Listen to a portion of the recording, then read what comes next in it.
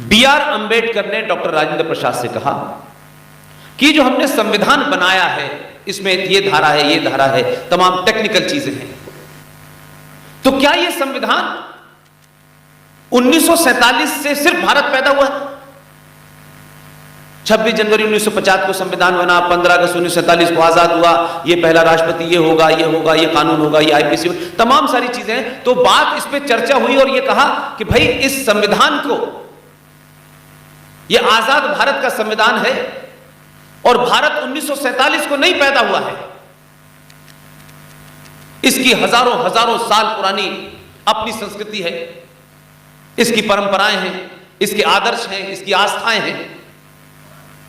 तो उस वक्त भी ऐसे लोग थे, ऐसा नहीं था कि उस वक्त सारे लोग चाटुकार थे, बहुत लोग थे, लेकिन इतिहासकारों ने और राजनीतिक लोगों ने कभी उनको बड़ा होने नहीं दिया और जो बौने थे उनको बड़ा कर दिया। B.R. अंबेडकर ने बाकायदा डॉक्टर राजेंद्र प्रसाद से बात की क्योंकि वो संविधान सभा के अध्यक्ष थे और ये कहा कि हम इस संविधान के अंदर हजारों साल पुरानी संस्कृति और हमारी परंपराओं की हम कुछ तस्वीरों को अगर इसमें ऐड कर दें जिससे जब भी कोई इसको देखे तो 47 से भारत है, उसे यह लगे कि 47 से नहीं है, यह हजारों साल से है। उसमें डॉक्टर राजेंद्र प्रसाद ने कहा इट्स ए वंडरफुल आइडिया, क्योंकि वन पिक्चर स्पीक 1000 वर्ड्स, ये उनके शब्द हैं। और उसके बाद निर्णय हुआ कि संविधान में हम किस तरीके से उन चित्रों को शामिल करें जिसमें सब कुछ आ जाए। नंदलाल बोस शांति निकेतन में, आप जानते हैं कि एक बहुत बड़ा इंस्टीट्यूशन है, उनको बुलाया गया, बहुत बड़े आर्टिस्ट थे और उनके नेतृत्व में 10-12 आर्टिस्ट थे जिसमें जबलपुर के भी एक साहब थे जिनका नाम था राम मनोहर सिन्हा। और उन लोगों ने चित्र बनाए और फाइनली 22 चित्र उसमें से निकाले गए कि ये भारत के संविधान में ऐड कर दिए जाएं, जिससे जब भी कोई भारत के संविधान को देखे तो उसको पता चले कि भारत 1947 से पहले क्या था। लेकिन आप सोचिए कि यह सब तय हो गया, संविधान की जो पहली प्रति थी वो भी छप गई, उसमें ये 22 चित्र भी छप गए।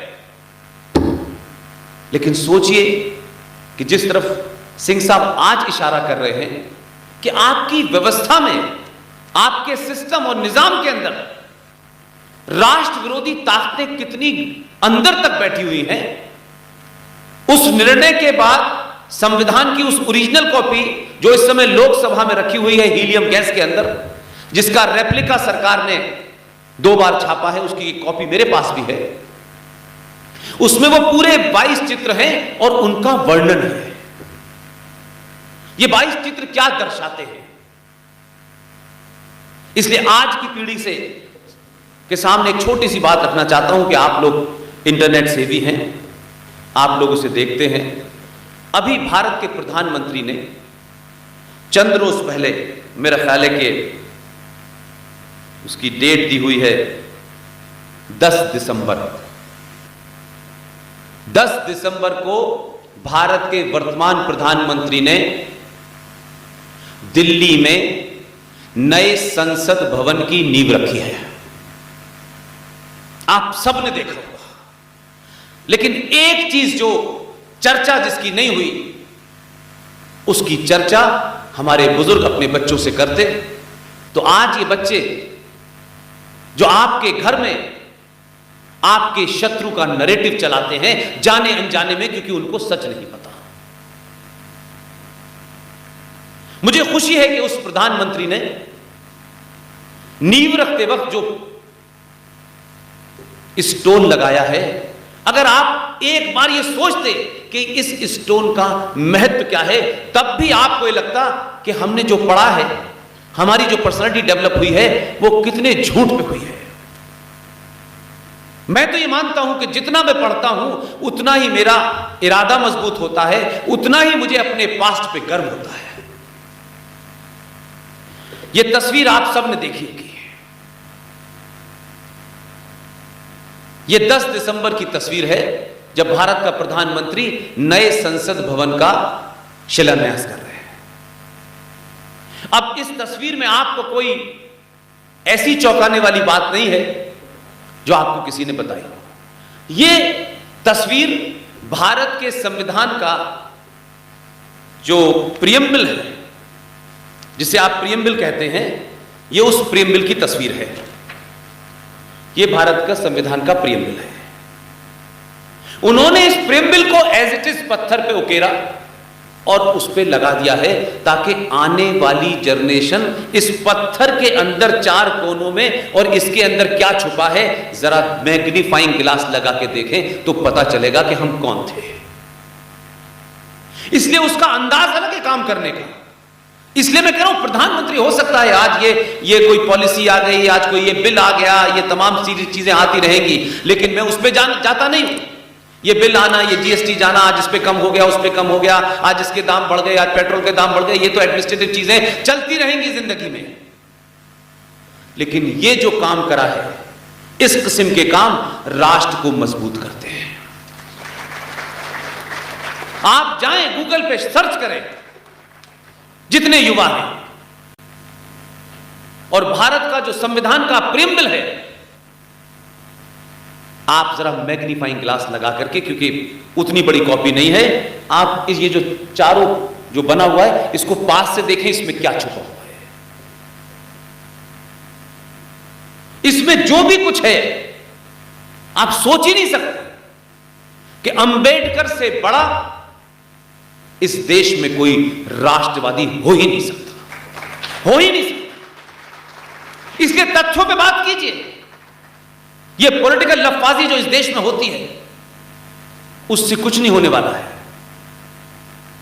ये वो काम करके गए हैं कि अगर भारत के ओरिजिनल संविधान की कॉपी आप देख लें, पढ़ लें, तो आपको लगेगा यार हम कौन थे, हमने दुनिया को क्या दिया है, हम कितने ज्ञानी लोग थे, हमारी संस्कृति, हमारी सभ्यता कितनी डेवलप थी। तो आपको बताया कि आप तो गुलाम थे, इसके गुलाम थे, फिर इसके गुलाम थे, फिर इसके गुलाम थे, आप तो मतलब सिर्फ आप गुलामी थे और कुछ थे नहीं। जब आप इन चीजों को देखेंगे तो आपको लगेगा कि एक सोच समझ के दुनिया की सबसे पुरानी सभ्यता और संस्कारों को मानने वाले लोगों को किस तरीके से प्लान करके, ऑर्गेनाइज करके नस्ल दर नस्ल आपको कुंठाग्रस्त कर दिया गया, इन्फर्टी कॉम्प्लेक्स का शिकार बना दिया गया। तो जब आप इन चीजों की तरफ ध्यान देंगे तो थोड़ा सा आपको भरोसा होगा कि हम इतना कुछ पढ़ते हैं, थोड़ा सा ये भी पढ़ ले और इस झूठ से बाहर निकले कि भारत में ब्राह्मणों ने दलितों पे बड़ा अत्याचार किया है।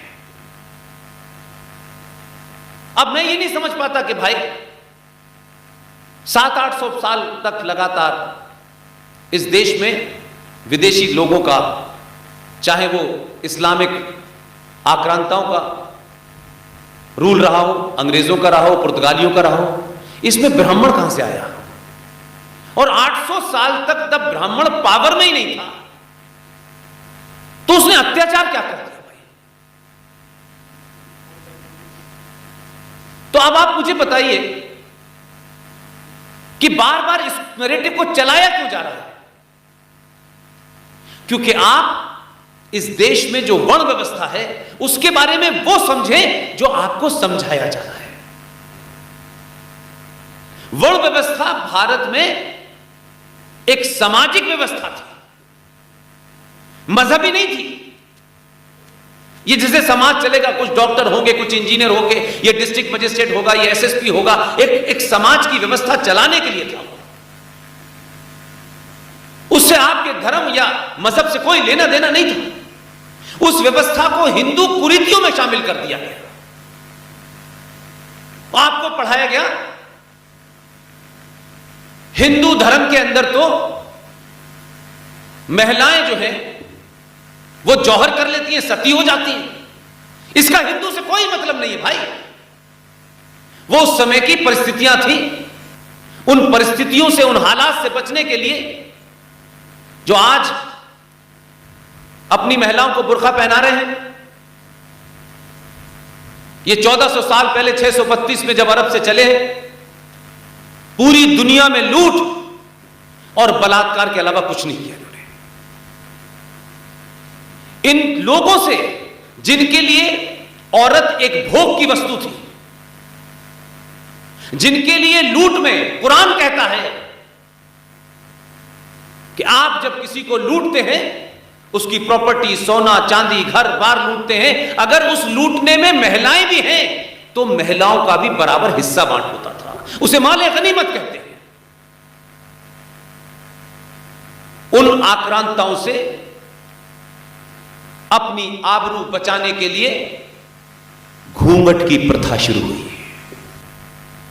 उनकी वैसी निगाहों से अपने आप को बचाने के लिए घूंघट शुरू हुआ। अपनी आबरू बचाने के लिए लोगों ने सती प्रथा का सहारा लिया। सती प्रथा कोई हिंदुओं की मान्यताओं का हिस्सा नहीं था, उस समय की स्थितियां थी। इसलिए इसी संविधान में उन 22 चित्रों के अंदर पेज नंबर 3 पर नंदी की तस्वीर बनी हुई है, जो मोहनजोदाड़ो इंडस वैली की सभ्यता का प्रतीक था। पेज नंबर 5 पर भगवान राम, लक्ष्मण और महासीता जब वो श्रीलंका से अपनी पत्नी को छुड़ा के लाए, वो तस्वीर बनी हुई है। इसमें गुरुकुल बना हुआ है, इसमें छत्रपति महाराज शिवाजी बने हुए हैं, इसमें सुभाष चंद्र बोस बने हैं, इसमें भगवान कृष्ण बने हुए हैं। अगर आज के 1950 के संविधान की वो ओरिजिनल कॉपी अगर आप देखते तो आपको लगता कि आखिर ये चित्र क्यों बने हैं, ये सवाल आपके मन में आता। तब आप एक इतिहास को जानते, तब आपको पता चलता हम कहां से चले थे और कहां गए। जब ये सर्वसम्मति से पास हो गया और आपने भारत के पहले संविधान की कॉपी में छाप दिया, तो फिर उसके बाद जो कॉपी आई उसमें से ये किसने गायब किया, किसके कहने पे गायब किया? लेकिन ये चल रहा था, अब पकड़ लिया। तो आज जो हमारी और आपकी कोशिश है, कुछ लोग कह सकते हैं कि हमें ये बड़ा, हमारे यहां एक गाना भी बना, हमारे यहां, छोड़ो कल की बातें, कल की बात पुरानी है, खूब गाया। जो कल की बात भूलते हैं उनका भविष्य कभी ठीक नहीं होता। जिनको अपना भविष्य ठीक करना है और वर्तमान ठीक करना है, उन्हें कल की बात जानना जरूरी है। मेरी मां के साथ क्या हुआ, मेरे पिता के साथ क्या हुआ, मेरे घर के साथ क्या हुआ, अगर वो ये नहीं जानेगा तो वही गलती वो बार बार रिपीट करेगा। इसीलिए इतिहास पढ़ाया जाता है। इतिहास सिर्फ इसलिए नहीं पढ़ाया जाता कि उसे पढ़िए और 50 में से 17 नंबर लेके पास हो जाए, इसलिए नहीं पढ़ाया जाता।